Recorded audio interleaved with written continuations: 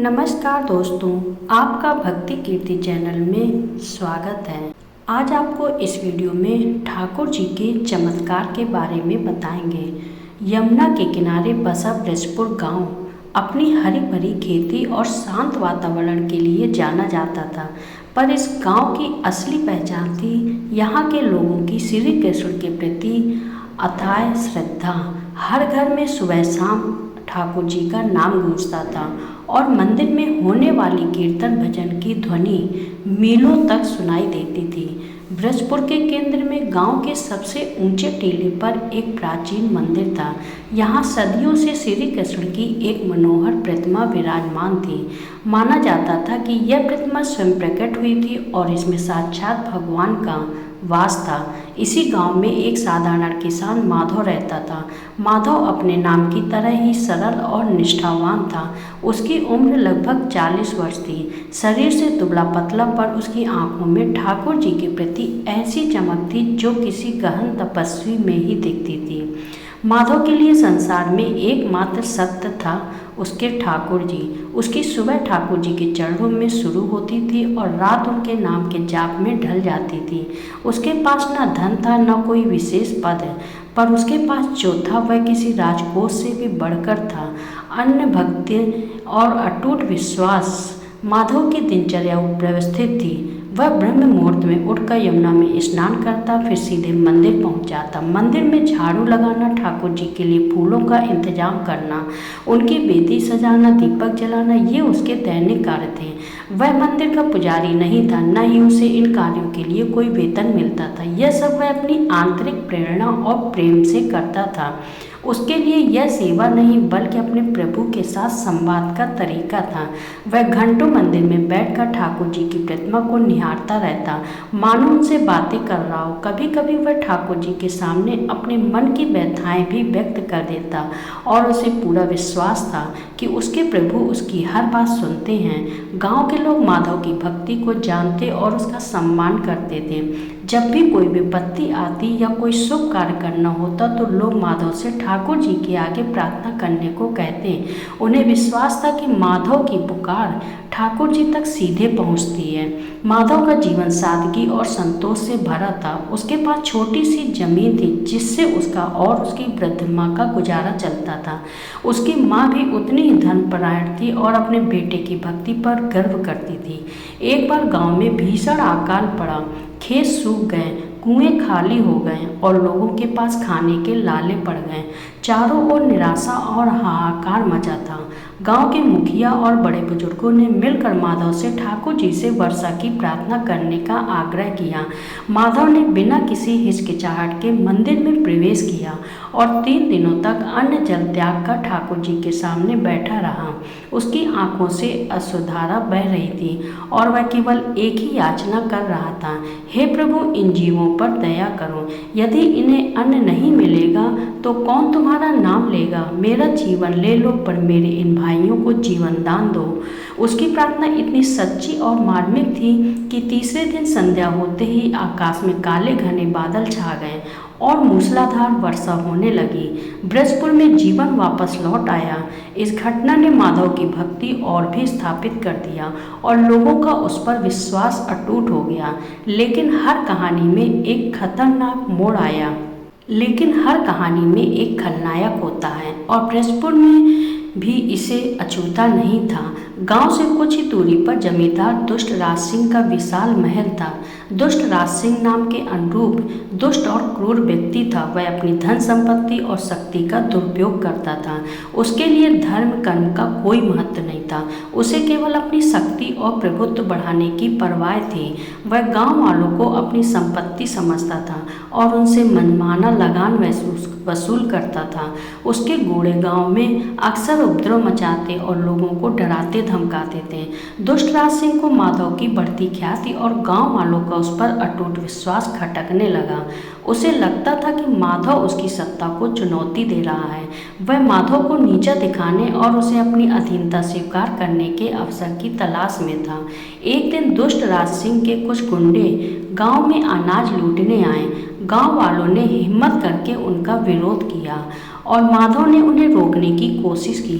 माधव ने दुष्ट राज सिंह के गुंडों से कहा कि वे ऐसा पाप न करें क्योंकि ठाकुर जी इसे कभी सहन नहीं करेंगे। गुंडों ने माधव का उपहास किया और उसे धक्का देकर गिरा दिया। माधव के मन में इस अन्याय के प्रति गहरा दुख हुआ। उसने मंदिर में जाकर ठाकुर जी से प्रार्थना की कि वे इन अज्ञानी लोगों को सही राय दिखाएं। दुष्ट राज सिंह को जब इस घटना का पता चला तो उसका अहंकार और बढ़ गया। उसने सोचा कि यह सही मौका है माधव को सबक सिखाने और अपनी ताकत का प्रदर्शन करने का। उसे माधव की भक्ति से ईर्ष्या थी। उसे यह देखकर गुस्सा आता था कि लोग माधव की बात इतनी गंभीरता से सुनते हैं और उसे भगवान का प्रिय भक्त मानते हैं। वह खुद को गांव का मालिक मानता था और चाहता था कि हर कोई उसकी ही जय जयकार करे। माधव का निस्वार्थ प्रेम और भक्ति दुष्ट राज सिंह की आंखें में कांटे की तरह चुभती थी। उसकी ईर्ष्या धीरे धीरे द्वेष में बदल गई। उसने माधव को अपमानित करने और उसे गांव वालों की नज़रों में गिराने का निश्चय कर लिया। वह जानता था कि सीधे सीधे माधव को नुकसान पहुंचाना संभव नहीं होगा क्योंकि गांव वाले उसका सम्मान करते थे और ठाकुर जी के प्रकोप से भी डरते थे। इसलिए उसने एक गहरा षड्यंत्र रचा। दुष्ट राज सिंह के पास एक नया कर्मचारी था जिसका नाम था कालिया। कालिया चतुर और धूर्त व्यक्ति था जो दुष्ट राज सिंह के सभी गलत कामों में उसका साथ देता था। दुष्ट राज सिंह ने कालिया को अपने पास बुलाया और उसे एक गुप्त योजना समझाई। उसने अपनी क्रूर मुस्कान के साथ कहा, वह माधव बहुत बड़ा भक्त बनता है ना, अब मैं उसे ऐसा सबक सिखाऊंगा कि वह जिंदगी भर याद रखेगा और पूरा गांव भी देखेगा कि असली सत्ता किसके पास है। कालिया ने उत्सुकता से पूछा, मालिक क्या करना होगा? दुष्ट राज सिंह ने फुसफुसाते हुए कहा, आज रात मुझे मंदिर में जाना है। उस मंदिर में एक पुरानी मूर्ति है जिसमें एक छोटा सा हीरा जड़ा हुआ है जो ठाकुर जी के मुकुट का हिस्सा है। वह हीरा उतना कीमती नहीं है पर गांव वाले उसे बहुत पवित्र मानते हैं। तुझे चुपके से वह हीरा चुरा लेना है। कालिया थोड़ा चौंक गया। मालिक, मंदिर में चोरी? और हाँ, चोरी। दुष्टराज सिंह ने हंसते हुए कहा, और जब तू चोरी कर ले तो उस हीरे को माधव के घर में उसके बिस्तर के नीचे या किसी ऐसी जगह छिपा देना जहाँ उसे आसानी से पाया जा सके। फिर कल सुबह हम पूरे गांव में ढिंडोरा पिटवा देंगे कि मंदिर से हीरा चोरी हो गया है। कालिया ने पूछा, फिर क्या हम सीधे माधव के घर पहुंचेंगे और उसके घर की तलाशी लेंगे? जब हीरा मिल जाएगा तो कौन मानेगा कि वह बेगुनाह है? गांव वालों ने ही उसे चोर कहेंगे और ठाकुर जी का प्रिय भक्त कहे जाने वाला माधव सबके सामने लज्जित होगा। उसकी सारी साख मिट्टी में मिल जाएगी। दुष्टराज सिंह की आंखों में दुर्भावना चमक रही थी। कालिया ने सिर हिलाया। उसे यह योजना पसंद आई क्योंकि इसमें उसे भी कुछ फायदा दिख रहा था। उसी रात जब पूरा ब्रजपुर गांव गहरी नींद में सोया हुआ था, कालिया चुपके से मंदिर में दाखिल हुआ। उसने पहले ही मंदिर के रक्षकों को रिश्वत दे दी थी या उन्हें किसी बहाने से हटा दिया था। रात के अंधेरे में उसने उस पुरानी मूर्ति को देखा जिसमें हीरा जड़ा हुआ था। उसने सावधानी से उस हीरे को निकाला और उसे अपने साथ ले गया। फिर वह सीधे माधव के घर पहुंचा। माधव और उसकी मां गहरी नींद में सो रहे थे। कालिया ने चुपके से माधव के घर में प्रवेश किया और हीरे को सावधानी से माधव के तकिए के नीचे दबा दिया। इसके बाद वह अंधेरे में ही वहां से खिसक गया। अगले दिन सुबह दुष्ट राज सिंह ने गांव में अपने गुंडों को भेजकर यह खबर फैला दी कि मंदिर से ठाकुर जी का पवित्र हीरा चोरी हो गया है।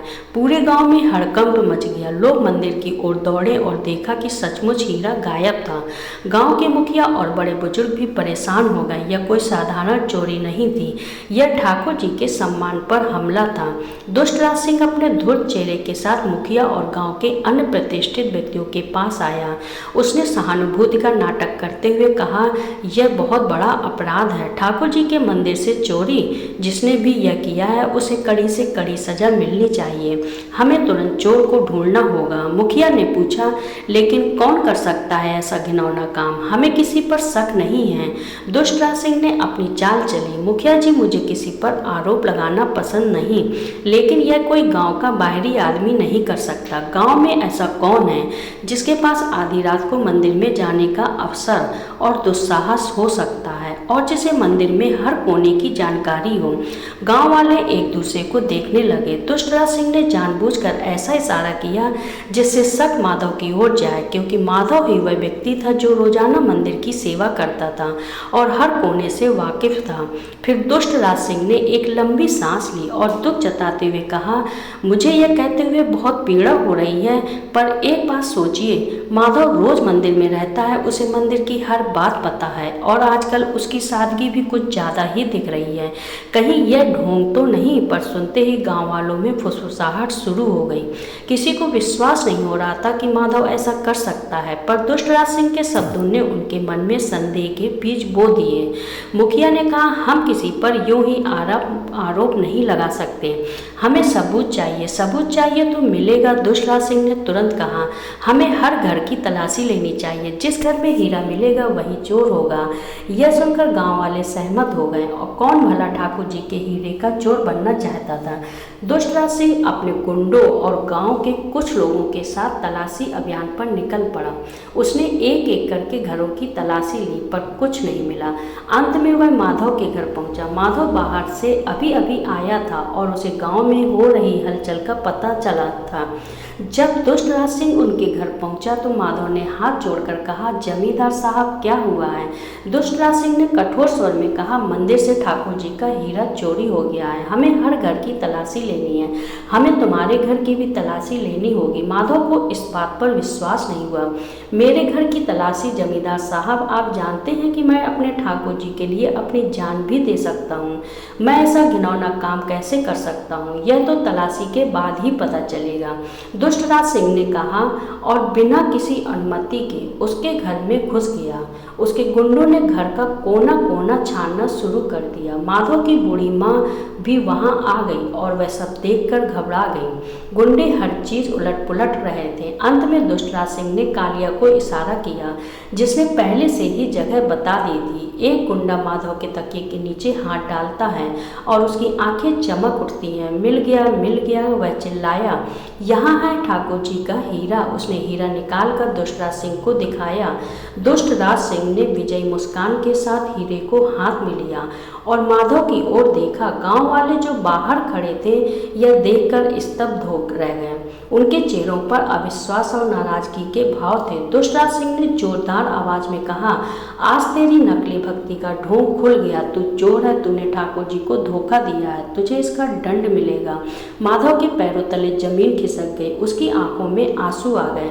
वह चिल्लाया, यह झूठ है, मैंने कुछ नहीं किया, यह षड्यंत्र है, मुझे फंसाया जा रहा है। लेकिन उसकी बात सुनने वाला कोई नहीं था। गांव वाले दुष्टराज सिंह की बात पर विश्वास कर रहे थे, क्योंकि हीरा माधव के घर से ही मिला था। उसकी बूढ़ी माँ यह सब देखकर अचेत होकर गिर पड़ी। माधव ने अपनी माँ को संभालने की कोशिश की, पर दुष्टराज सिंह के गुंडों ने उसे पकड़ लिया। दुष्टराज सिंह ने आदेश दिया, इसे पकड़ो, इसे काल कोठरी में डाल दो, कल सुबह पंचायत बैठेगी और इसका फैसला होगा। माधव को हथकड़ियां पहनाकर घसीटते हुए दुष्टराज सिंह की हवेली की काल कोठरी की ओर ले जाया गया।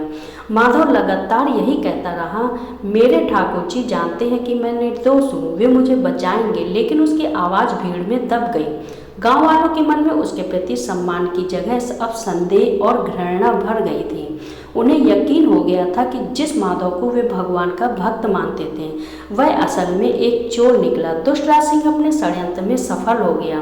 माधव को हथकड़ियों में जकड़कर दुष्टराज सिंह की हवेली की अंधेरी काल कोठरी में ढकेल दिया गया।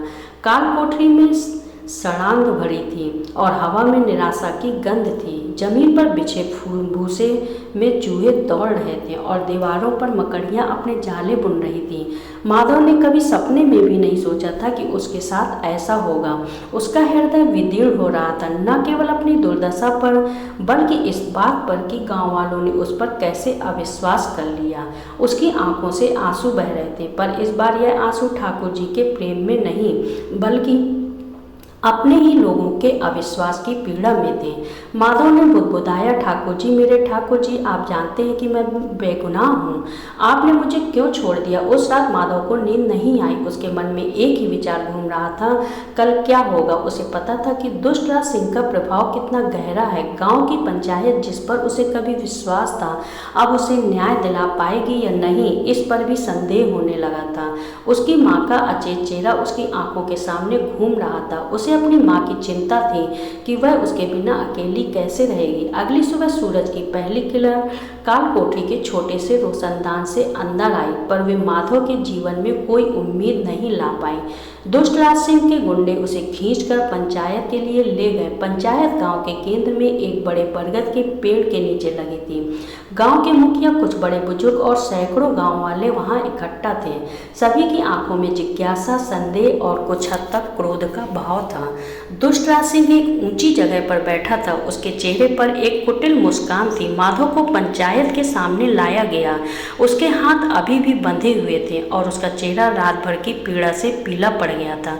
उसने सबकी आंख और देखा, पर उसे किसी की आंखों में विश्वास नहीं दिखा। मुखिया ने गंभीर स्वर में कहा, माधव, तुम पर ठाकुर जी के मंदिर से पवित्र हीरा चुराने का आरोप है। कल तुम्हारे घर की तलाशी में वह हीरा तुम्हारे तकिए के नीचे से बरामद हुआ है। तुम अपना बचाव करना चाहते हो तो करो। माधव ने जोरदार आवाज में कहा। मुखिया जी, मैं निर्दोष हूँ, मैंने कोई चोरी नहीं की। यह सब दुष्टराज सिंह का षड्यंत्र है। वह मुझसे ईर्ष्या करता है, इसलिए उसने मुझे फंसाया है। दुष्टराज सिंह हंसा। कैसी बातें कर रहे हो माधव, मैं क्यों तुझे फंसाऊंगा? हीरा तेरे घर से मिला है और यह सारा गांव जानता है। तूने अपनी भक्ति का ढोंग किया और ठाकुर जी को भी नहीं बख्शा। तुझ जैसे पापी को तो सीधे नरक में जाना चाहिए। गांव वालों ने फुसफुसाहट शुरू हो गई। कुछ लोग माधव की बात पर विश्वास करना चाहते थे, पर आंखों देखी घटना उन्हें मानने की मजबूर कर रही थी, क्योंकि हीरा उसी के घर में मिला था। माधव ने जोर देकर कहा, दुष्टराज सिंह, तुमने ही रात को किसी को भेजकर वह हीरा मेरे घर में रखवाया था। तुम मेरे ठाकुर जी के नाम पर झूठ बोल रहे हो। दुष्टराज सिंह ने पलटवार किया। तो क्या तुम कह रहे हो कि मैं झूठा हूँ? गांव का जमींदार झूठा है और एक मामूली चोर सच बोल रहा है, यह कौन मानेगा? उसने गांव वालों की ओर देखा। क्या आप लोग इस चोर पर विश्वास करेंगे या अपनी आंखों देखी सच्चाई पर? गांव वालों ने दुष्टराज सिंह का समर्थन किया। उनके लिए सबूत आंखों के सामने था। माधव की भक्ति पर भी उन्हें संदेह होने लगा था। इतने साल की भक्ति और निस्वार्थ सेवा एक पल में धूल में मिल गई थी। मुखिया ने अपनी पगड़ी ठीक करते हुए कहा, माधव, सबूत तुम्हारे खिलाफ है। हीरा तुम्हारे घर से मिला है। हम तुम्हें दोषी पाते हैं। माधव के चेहरे पर गहरी निराशा छा गई। आप लोग बिना सच जाने मुझे दोषी मान रहे हैं।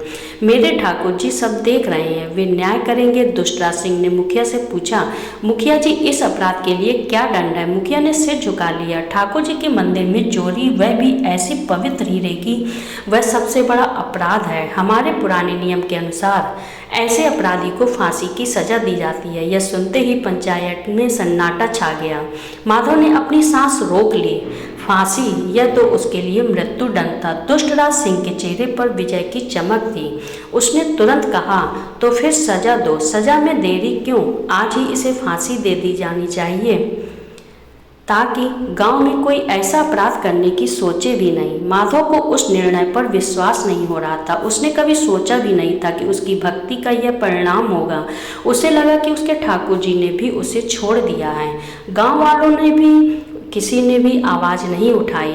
शायद वे दुष्टराज सिंह के डर से चुप थे, या फिर वे सचमुच माधव को दोषी मान चुके थे। माधव को अब कोई उम्मीद नहीं थी। उसने अपनी आंखें बंद कर ली और मन ही मन अपने ठाकुर जी का नाम जपा। मेरे ठाकुर जी, आप ही मेरा अंतिम सहारा हो। यदि आपको लगता है कि मेरा जीवन समाप्त हो जाना चाहिए तो मुझे स्वीकार है, पर मैं निर्दोष हूँ। दुष्टराज सिंह के गुंडे माधव को खींचकर फांसी के तख्ते की ओर ले जाने लगे, जो गांव के बाहर एक बड़े पेड़ के नीचे तैयार किया गया था। यह वही पेड़ था जिसके नीचे कई सदियों पहले अपराधियों को दंडित किया जाता था। जैसे ही वे मंदिर के पास से गुजरे, माधव ने एक बार फिर मंदिर की ओर देखा। उसकी आंखों में आंसू थे, पर इस बार उनमें एक अजीब सी चमक थी, अंतिम विश्वास की चमक। उसने मंदिर की ओर देखते हुए कहा, मेरे ठाकुर जी, यदि आपने मुझे सचमुच कभी अपना भक्त माना है तो मेरी रक्षा करें। यह केवल मेरे प्राणों का सवाल नहीं, यह आपके सम्मान का सवाल है। एक निर्दोष भक्त को फांसी दी जा रही है। गांव वाले माधव के पीछे पीछे चल रहे थे। कुछ लोगों के मन में अभी भी संदेह था, पर कोई कुछ बोलने की हिम्मत नहीं कर रहा था। माधव की बूढ़ी माँ भी किसी तरह हिम्मत करके वहां पहुंच गई थी। वह माधव को फांसी के तख्ते की ओर ले जाते देख चीख उठी, मेरा बेटा निर्दोष है, वह कभी चोरी नहीं कर सकता। ठाकुर जी, मेरे बेटे को बचाओ। उसकी आवाज़ भीड़ में दब गई। दुष्टराज सिंह ने अपने गुंडों से कहा, जल्दी करो, शाम से पहले सब खत्म हो जाना चाहिए। फांसी का तख्त तैयार था। जल्लाद, एक क्रूर दिखने वाला आदमी, फंदा लिए खड़ा था। माधव को तख्ते पर चढ़ाया गया। उसकी आंखों पर पट्टी बांधी जाने लगी। उस क्षण जब जल्लाद फंदा डालने ही वाला था, माधव ने अपनी अंतिम पुकार लगाई। उसकी आवाज में दर्द था, विश्वास था और अपने प्रभु के प्रति अगाध समर्पण था। हरे कृष्ण कृष्ण कृष्ण हरे हरे, राम राम हरे हरे। वह बस अपने ठाकुर जी का नाम जप रहा था। उसे विश्वास था कि उसके ठाकुर जी उसके साथ कभी अन्याय नहीं होने देंगे। भले ही दुनिया उसे छोड़ दे, उसके ठाकुर जी उसे नहीं छोड़ सकते। उसके मन में एक अंतिम आशा बची थी, एक सूक्ष्म विश्वास कि उसके प्रभु उसे बचाएंगे। माधव फांसी के फंदे से ठीक नीचे खड़ा था। उसकी आंखों पर पट्टी बंध चुकी थी। उसके कानों में जल्लाद के भारी कदमों की आवाज आ रही थी, जो फंदे को कसने के लिए आगे बढ़ रहा था। गांव वालों की भीड़ ने चुप्पी साध रखी थी। उनकी सांसें थमी हुई थी। दुष्टराज सिंह के चेहरे पर एक क्रूर मुस्कान थी, जैसे वह अपनी जीत का जश्न मना रहा हो। माधव के ओंठों पर अभी भी धीरे धीरे हरे कृष्ण का जाप चल रहा था। उसके मन में केवल एक ही पुकार थी, ठाकुर जी। ठीक उसी क्षण जब जल्लाद का हाथ फंदे पर पड़ा और वह लीवर खींचने ही वाला था, एक अद्भुत घटना घटी। ब्रजपुर के प्राचीन मंदिर से जो कुछ ही दूरी पर था, एक भयानक चीख सुनाई दी। यह किसी मनुष्य की चीख नहीं थी। ऐसा लगा जैसे पत्थर की दीवारें भी चीख उठी हों। एक पल के लिए पूरा गांव सन्न रह गया। सभी ने चौंक कर मंदिर की ओर देखा। फिर उसी चीख के तुरंत बाद एक भीषण गर्जना सुनाई दी, जैसे सैकड़ों बादल एक साथ फट पड़े हों, धरती कांप उठी हो। यह गर्जना इतनी तीव्र थी कि जमीन तक हिल गई। लोग डर के मारे एक दूसरे से चिपक गए और फिर सबसे अविश्वसनीय दृश्य सामने आया। मंदिर के गर्भगृह से, जहां ठाकुर जी की प्रतिमा विराजमान थी, एक तेज प्रकाश निकला। वह प्रकाश इतना दीप्त था कि आंखों को चकाचौंध कर रहा था। उसी प्रकाश के साथ मंदिर के अंदर से रथ के पहियों से लुढ़कने की भयंकर आवाज आने लगी। धड़ाम धड़ाम धड़ाम। आवाजें इतनी शक्तिशाली थी कि ऐसा लगा जैसे मंदिर की नींव हिल रही हो। किसी को समझ नहीं आ रहा था कि क्या हो रहा है। तभी मंदिर के मुख्य द्वार से एक तेज रोशनी बाहर निकली। यह कोई साधारण रोशनी नहीं थी, बल्कि ऐसी आभा थी जिसमें हजारों सूर्यों की चमक समाई थी। रोशनी के साथ मंदिर के विशाल लकड़ी के कपाट, जो सदियों से बंद थे, अपने आप खुल गए। वे इतनी तेजी से खुले कि उनके कब्जों के चटकने की आवाज दूर तक सुनाई दी। कपाटों के खुलते ही मंदिर से एक और भयानक गर्जना हुई और फिर जो सबने देखा उस पर किसी को विश्वास नहीं हुआ। स्वयं ठाकुर जी की विशाल प्रतिमा, जिसे सदियों से गर्भगृह में स्थापित माना जाता था, अब अपने भव्य रथ पर सवार होकर मंदिर के बाहर आ रही थी। रथ के पहिए तेजी से घूम रहे थे और हर घूमते पहिए के साथ धरती कांप रही थी। रथ से निकलने वाली ऊर्जा इतनी शक्तिशाली थी कि आसपास की हवा में एक भयंकर कंपन महसूस हो रहा था। रथ मंदिर की सीढ़ियों से नीचे उतरा और उसकी गति तेज होती गई। वह सीधे उस दिशा में बढ़ रहा था जहां माधव को फांसी दी जानी थी। रथ के आगे आगे एक अद्भुत प्रकाश मंडल चल रहा था और उसके पीछे धूल का एक बवंडर बन रहा था। गांव वाले दहशत में चिल्ला उठे। कुछ लोग मूर्छित होकर गिर पड़े। दुष्टराज सिंह और उसके गुंडों के चेहरों पर डर साफ दिखाई दे रहा था। उनके हथियार उनके हाथों से छूट गए और वे पीछे हटने लगे। जल्लाद भी फंदा छोड़कर दूर जा खड़ा हुआ। उसका शरीर डर के मारे कांप रहा था। रथ की गर्जना इतनी तेज थी कि माधव को अपनी आंखों पर बंधी पट्टी के बावजूद सब कुछ महसूस हो रहा था। उसे जमीन कांपती महसूस हुई। हवा में एक अद्भुत कंपन महसूस हुआ। उसे लगा जैसे उसके कान बहरे हो रहे हों। उसने अपनी आंखों पर बंधी पट्टी हटा दी और जो उसने देखा उसकी आंखें फटी रह गईं। वह देख रहा था कि उसके ठाकुर जी वही ठाकुर जी जिनकी वह रोज सेवा करता था, गर्भगृह से बाहर आकर उसकी ओर दौड़े आ रहे थे। उसकी आंखों में आंसू आ गए, पर इस बार यह आंसू खुशी और अचरज के थे। उसके ठाकुर जी उसे बचाने आ रहे थे। रथ कुछ ही पलों में फांसी के तख्ते के पास आ पहुंचा। उसकी गति इतनी तेज थी कि वह तख्ते से टकराने ही वाला था। दुष्टराज सिंह और उसके गुंडे अभी भी ठीक उसी क्षण जब रथ फांसी के तख्ते से टकराने वाला था, रथ रुक गया। उसकी गति इतनी अचानक रुकी कि धरती एक बार फिर जोर से कांपी। रथ के रुकते ही ठाकुर जी की प्रतिमा जो रथ पर विराजमान थी, एक दिव्य वाणी गूंजी। यह वाणी इतनी स्पष्ट और इतनी शक्तिशाली थी कि पूरे ब्रजपुर गांव में उसे सुना गया। यह वाणी आकाश से नहीं बल्कि स्वयं मूर्ति से निकली थी। वाणी गरज उठी, अरे मूर्खों, मेरा भक्त माधव निर्दोष है, इसने कोई चोरी नहीं की है। तुम लोगों ने एक निर्दोष भक्त को फांसी देने का दुस्साहस किया। हे दुष्टराज सिंह, तूने मेरे भक्त पर झूठा आरोप लगाया है, तुझे तेरे कर्मों का फल मिलेगा। यह वाणी सुनकर सभी की आंखें फटी रह गईं। दुष्टराज सिंह और उसके गुंडे थर थर कांपने लगे। उन्हें विश्वास नहीं हो रहा था कि स्वयं भगवान उनके सामने बोल रहे हैं। माधव जमीन पर घुटनों के बल बैठ गया। उसकी आंखों से अश्रुधारा बह रही थी। उसने हाथ जोड़कर कहा, मेरे प्रभु, मेरे ठाकुर जी, आप आ गए। भगवान की वाणी फिर गूंजी, जो भी मेरा भक्त सच्चे हृदय से मेरी पुकार करता है, मैं उसे कभी अकेला नहीं छोड़ता। माधव मेरा सच्चा भक्त है और मैं उसे कभी मरने नहीं दूंगा। इसके बाद ठाकुर जी की प्रतिमा से एक तेज ऊर्जा की किरण निकली और सीधे दुष्टराज सिंह की ओर गई। दुष्टराज सिंह उस ऊर्जा को सहन नहीं कर सका और जमीन पर गिर पड़ा। उसका शरीर पीड़ा से छटपटा रहा था। उसके गुंडे भी डर के मारे इधर उधर भागने लगे। गांव वाले जो अब तक डर के मारे खामोश थे, अब ठाकुर जी को जय जयकार करने लगे। उनकी आंखों में माधव के प्रति पश्चाताप और सम्मान का भाव था। उन्होंने अपने अविश्वास के लिए स्वयं को कोसा। ठाकुर जी का रथ कुछ क्षणों के लिए वहीं रुका रहा, जैसे गांव वालों को यह बताने के लिए कि यह सत्य क्या है। फिर रथ धीरे धीरे वापस मुड़ा और उतनी ही तेजी से मंदिर की ओर बढ़ने लगा। मंदिर के कपाट फिर से अपने आप बंद हो गए और अंदर से रथ के शांत होने की आवाज आई। कुछ ही देर में जब कुछ पहले जैसा शांत हो गया, केवल लोगों के कानों में अभी भी भगवान की गर्जना और रथ के पहियों की आवाज गूंज रही थी। ठाकुर जी के दिव्य हस्तक्षेप ने ब्रजपुर गांव में सब कुछ बदल दिया था। फांसी के तख्ते के पास खड़े सभी लोग अजाग थे। उसके मन में भय, श्रद्धा और सबसे बढ़कर गहरा पश्चाताप था। उन्होंने अपनी आंखों से देखा था कि किस तरह उन्होंने एक निर्दोष भक्त पर अविश्वास किया था और किस तरह स्वयं भगवान उसे बचाने आए थे। दुष्टराज सिंह, जो अभी भी दर्द से जमीन पर पड़ा झटपटा रहा था, उसके गुंडे उसे छोड़कर भाग चुके थे। दिव्य ऊर्जा के झटके ने उनकी सारी शक्ति छीन ली थी। उसके शरीर से असहनीय पीड़ा हो रही थी और उसका अहंकार टूट चुका था। वह समझ गया था कि उसने भगवान के भक्त के साथ खिलवाड़ करके कितनी बड़ी गलती की है। माधव अपने घुटनों पर बैठा हुआ कभी भी ठाकुर जी को और देख रहा था, जहां से उनका रथ मंदिर में वापस चला गया था। उसकी आंखों से खुशी के आंसू बह रहे थे। उसे विश्वास नहीं हो रहा था कि उसके प्रभु ने उसे इस तरह से बचाया है। यह उसके जीवन का सबसे अद्भुत क्षण था। गांव के मुखिया और अन्य बड़े बुजुर्ग सबसे पहले माधव के पास दौड़े। मुखिया ने माधव के चरणों में गिरकर माफी मांगी। माधव, हमें क्षमा कर दो, हम कितने अज्ञानी थे। हमने दुष्टराज सिंह की बातों पर विश्वास करके तुम्हें दोषी मान लिया।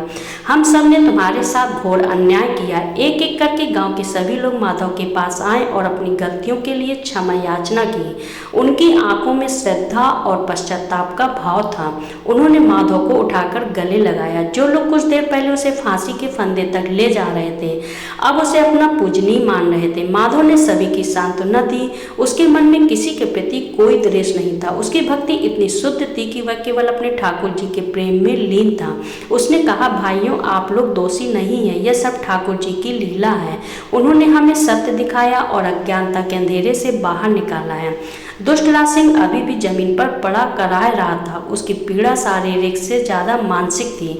उसने देखा कि किस तरह गांव वाले माधव के चरणों में झुक रहे थे और उसे अपने पापों का भयंकर एहसास हुआ। उसके गुंडे वापस आ गए थे, पर अब वे भी डरे हुए और दुष्टराज सिंह से दूर खड़े थे। मुखिया ने दुष्टराज सिंह की ओर देखा। दुष्टराज सिंह, तुमने अपने पापों की सारी सीमाएं पार कर दी थी। तुमने एक निर्दोष भक्त पर झूठा आरोप लगाया और उसे मृत्यु दंड देने का प्रयास किया। स्वयं भगवान ने आकर तुम्हें दंड दिया है। दुष्टराज सिंह ने कमजोर आवाज में कहा, मुझे क्षमा कर दो, मैंने बहुत बड़ी गलती की है। लेकिन अब उसे क्षमा मिलने वाली नहीं थी।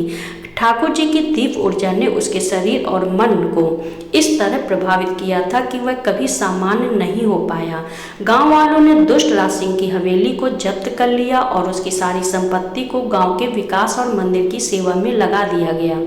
दुष्टराज सिंह को उसके महल से निकालकर एक दूरस्थ कुटिया में भेज दिया गया, जहां उसे अपना शेष जीवन पश्चाताप और एकांत में बिताना पड़ा। उसकी शक्ति, उसका अहंकार और उसका क्रूर साम्राज्य एक पल में समाप्त हो गया। इस घटना के बाद ब्रजपुर गांव में एक नया युग शुरू हुआ। माधव की भक्ति और ठाकुर जी की महिमा पूरे क्षेत्र में फैल गई। दूर दूर से लोग ब्रजपुर आकर ठाकुर जी के दर्शन करने लगे और माधव से आशीर्वाद लेने लगे। मंदिर अब केवल एक पूजा स्थल नहीं रहा, बल्कि वह साक्षात भगवान की उपस्थिति का प्रतीक बन गया। माधव ने अपने जीवन के 2 शेष दिन ठाकुर जी की सेवा में बिताए। उसकी भक्ति और भी गहरी हो गई। गांव वाले उसे अपना पथ प्रदर्शक और सच्चा भक्त मानते थे। वे हर सुबह और शाम मंदिर में इकट्ठा होते, ठाकुर जी का नाम जपते और माधव की कहानियां सुनते। मंदिर में अब कभी कोई चोरी नहीं हुई, न ही किसी ने कोई अपराध करने की सोची। गांव में शांति और समृद्धि वापस लौट आई। वृद्ध माधव की आंखों में ठाकुर जी के प्रति वही अगाध प्रेम और विश्वास चमकता रहा। जब भी कोई उससे पूछता कि उसे कैसे पता था कि ठाकुर जी उसे बचाने आएंगे, तो वह बस मुस्कुराकर कहता, मेरे प्रभु कभी अपने भक्त को अकेला नहीं छोड़ते। यदि तुम्हारी भक्ति सच्ची है तो स्वयं भगवान तुम्हारी रक्षा करने आते हैं। ब्रजपुर की यह कहानी पीढ़ियों तक सुनाई जाती रही, जो इस बात का शाश्वत प्रमाण है कि सच्ची भक्ति और अटूट विश्वास असंभव को भी संभव बना सकता है और स्वयं भगवान अपने भक्तों की रक्षा के लिए प्रकट होते हैं। यह कहानी हमें सिखाती है कि हमें किसी की भक्ति पर अविश्वास नहीं करना चाहिए और न्याय हमेशा सत्य की ओर होता है, भले ही उसमें कितनी भी बाधाएं क्यों ना आए। अंत में भगवान की शक्ति ही सर्वोच्च है। दोस्तों, कहानी आपको पसंद आई होगी तो चैनल को लाइक करें, सब्सक्राइब करें और शेयर करें।